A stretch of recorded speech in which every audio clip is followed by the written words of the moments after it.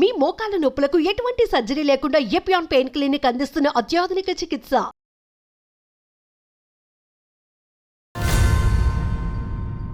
Welcome to Suman TV health bulletin. వైద్య ఆరోగ్య రంగంలో లేటెస్ట్ వార్తా విశేషాలని మీకు ఎప్పటికప్పుడు అందించే సుమన్ టీవీ హెల్త్ బులెటిన్ కి ట్యూన్ ఇన్ అవ్వండి. ముందుగా హెడ్లైన్. మధ్యప్రదేశ్లో బర్డ్ ఫ్లూ కేసు కలకలం. కోళ్ల రుచి మరిగిన వారికి ఈ వార్త బహుశా ఆందోళన కలిగిస్తుందేమో. బర్డ్ ఫ్లూ వైరస్ బూచి మళ్లీ భయపెడుతోంది. ఈ వైరస్ కి సంబంధించిన కొన్ని కేసులు బయటపడటంతో కేంద్ర ప్రభుత్వం అప్రమత్తమైంది. ఆ వివరాలు చూద్దాం.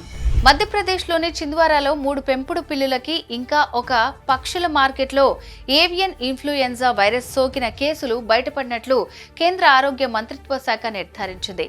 బర్డ్ ఫ్లూ అని కూడా పిలిచే ఏవియన్ ఇన్ఫ్లుయెంజా అనేది ప్రధానంగా కోళ్లకి పక్షులకి సంక్రమించే వైరస్. చింద్వారాలో పక్షుల మార్కెట్లోని అన్ని పక్షులను తొలగించి శానిటైజేషన్ సర్టిఫికేట్ జారీ చేసిన తేదీ నుండి 21 రోజుల పాటు మార్కెట్ మూసివేసినట్లు ఆరోగ్య మంత్రిత్వ శాఖ ఒక ప్రకటన జారీ చేసింది. అలాగే పశు వైద్యులు ఇంకా పక్షుల మార్కెట్లో పనిచేసే వ్యక్తుల నుంచి 65 నమూనాలను సేకరించి ఫిబ్రవరి 10, 2025న పరీక్ష కోసం పూణేలోని జాతీయ వైరాలజీ ఇన్స్టిట్యూట్ కి పంపారు.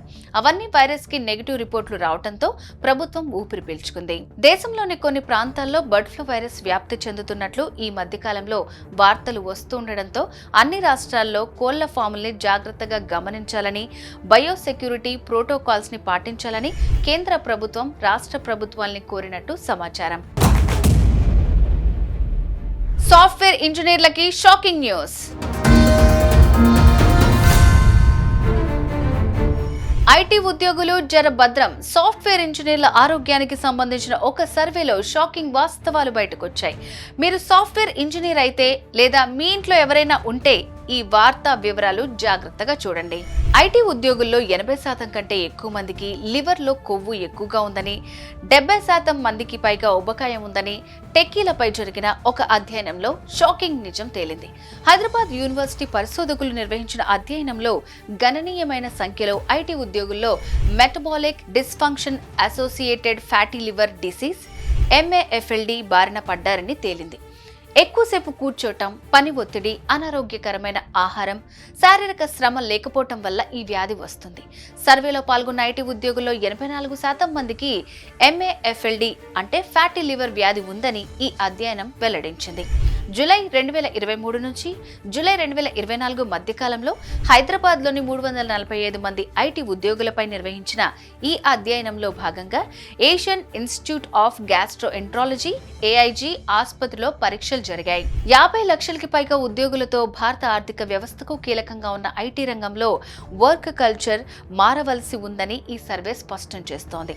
ఎక్కువ సమయం డెస్క్ పని సంబంధిత ఒత్తిడి, ఇంకా సరైన నిద్ర లేకపోవటం లాంటి లైఫ్ స్టైల్ డిజార్డర్ల వల్ల ఫ్యాటీ లివర్ డిసీజ్ ఏర్పడుతుందని ఈ అధ్యయనం కనుగొంది. సరైన శరీర వ్యాయామం లేని వారిలో 5% కంటే ఎక్కువ కొవ్వు కాలేయంలో పేరుకుపోయినప్పుడు ఫ్యాటీ లివర్ సంభవిస్తుంది.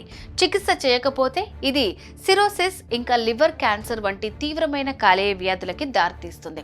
అప్పుడు లివర్ మార్పిడి కూడా అవసరం కావచ్చు. సర్వే చేసిన ఐటీ ఉద్యోగుల్లో 71% మందికి ఊబకాయం ఉండగా 34% మందికి మెటబాలిక్ సిండ్రోమ్ ఉందని, ఇది ఊబకాయం, మధుమేహం ఇంకా అధిక రక్తపోటుతో సంబంధం ఉన్న రోగాలకి దారితీస్తుందని కూడా ఈ సర్వే హెచ్చరిస్తోంది. ఐటీ కంపెనీలు ఉద్యోగుల ఆరోగ్యం కోసం కొత్త వ్యూహాలను అమలు చేయవలసిన అవసరాన్ని ఈ పరిశోధనలు హైలైట్ చేస్తున్నాయి.